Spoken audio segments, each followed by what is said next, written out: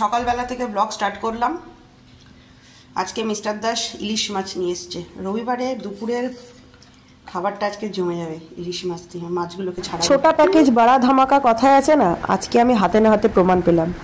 এর আগে মিস্টার দাস বড় বড় ইলিশ প্রচুর এনেছে, কিন্তু এত ছোট ইলিশ খুব কমই এনেছে। আজকের ইলিশ মাছটা ছোট হলে কি হবে, এত মারাত্মক গন্ধ না, মানে বড় ইলিশকেও হার মানিয়ে দেবে। আচ্ছা, তেলটা গরম হোক। আর আমি তেলটা একটু বেশি পরিমাণেই দিয়েছি, কারণ হচ্ছে এখান থেকে আবার ইলিশ মাছের একটু তেলও রাখবো। মাছ ভাজবো প্লাস একটু তেলও রাখবো, কারণ ইলিশ মাছের তেল দিয়ে আমাদের বাড়ির সবাই ইনক্লুড মি খেতে খুব ভালোবাসি। এদিকে তেলটা গরম হতে থাক, আর এখানে আমি মাছগুলোকে নুন হলুদ মাখিয়ে নেব। দিয়ে দিলাম লবণ, আর দিয়ে দিলাম হচ্ছে হলুদ গুঁড়ো। হবে না?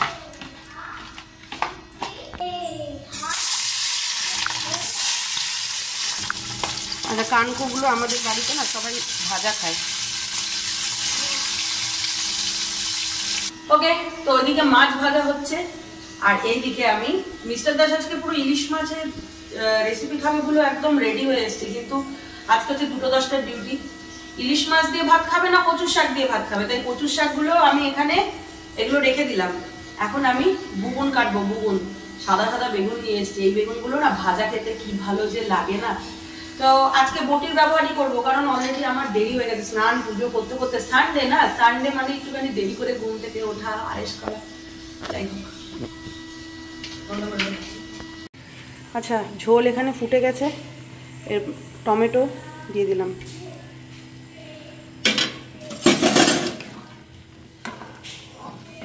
একটা করে মাছগুলো দিয়ে দিলাম। এই যে মিস্টার দাস পুরো রেডি ডিউটি যাওয়ার জন্য। মাছটা কেমন খেলে? ফ্রেশ ছিল বলো? ছোট হলে কি হবে, টেস্টও ছিল, তাই না?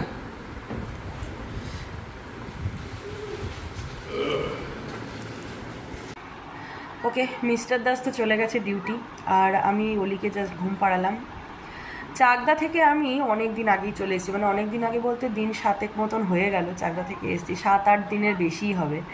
তো এর মধ্যে আমি সেরকম কোনো ভিডিও বানাইনি। আর চাকদার ব্লগে আমি টেনে টেনে, মানে 2 দিন 3 দিন করে স্কিপ করে আমি টেনে টেনে দিলাম আপনাদের কাছে, দিয়েছি আর কি।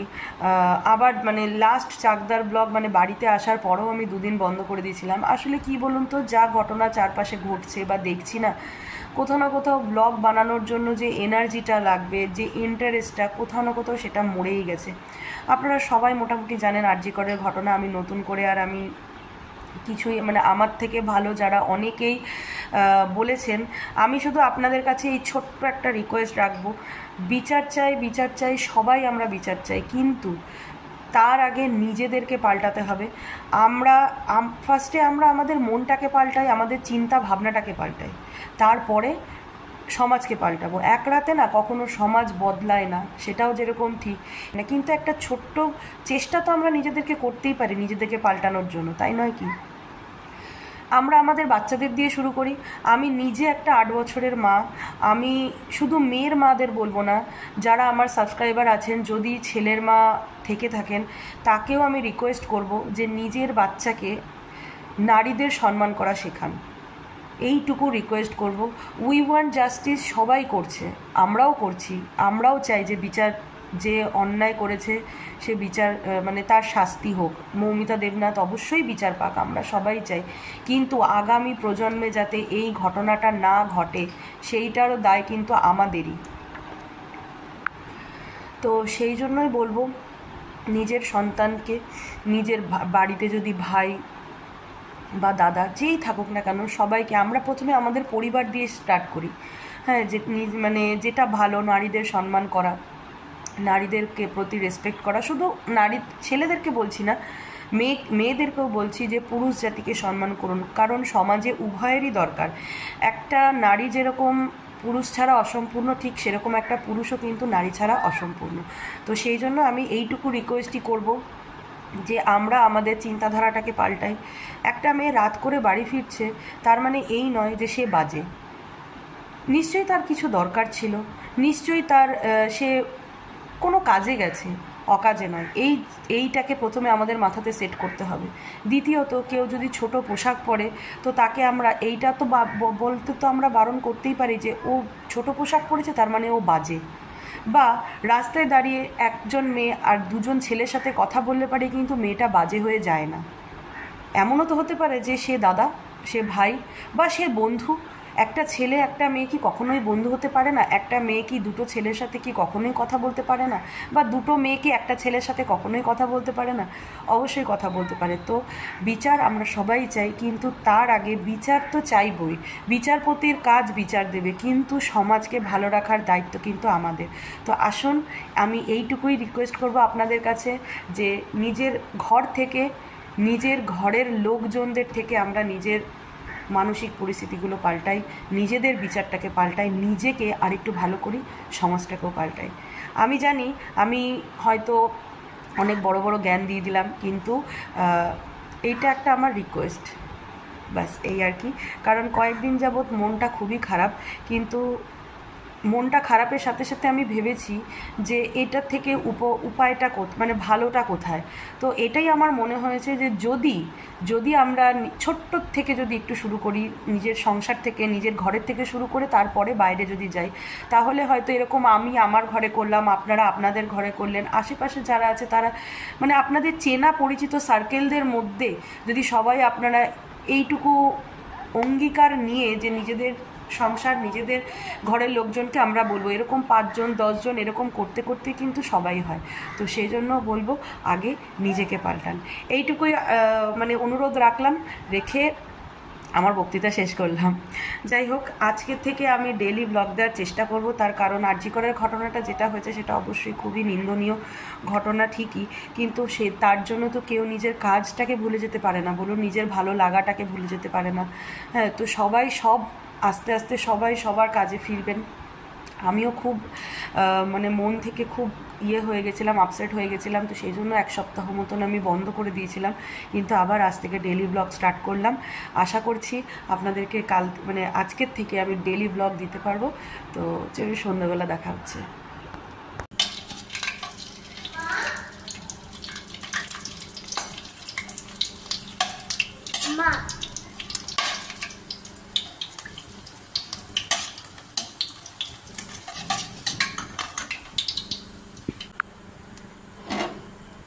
যে মামের টিফিন চলে এসছে,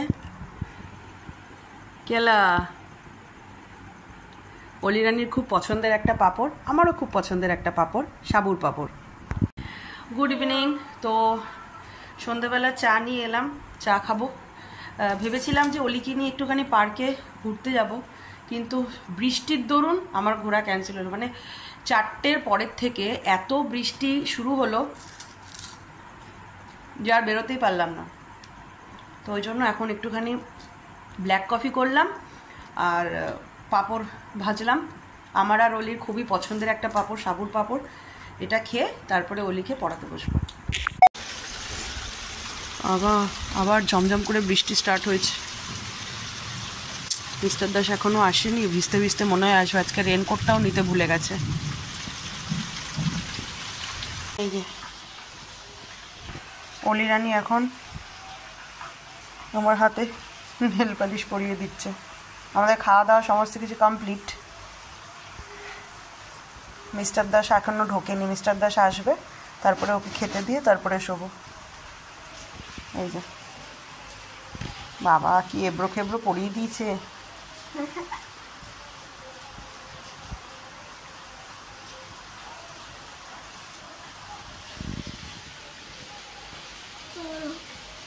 ভিজেছে? রেনকোট আছে তোমার? ইমা প্যান্ট ফ্যান্ট সব ভিজিয়েছে।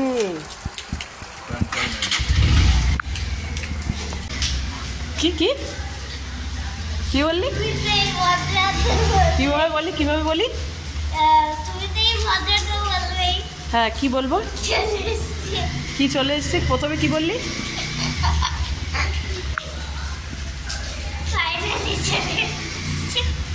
কি ফাইনালি চলে এসছে?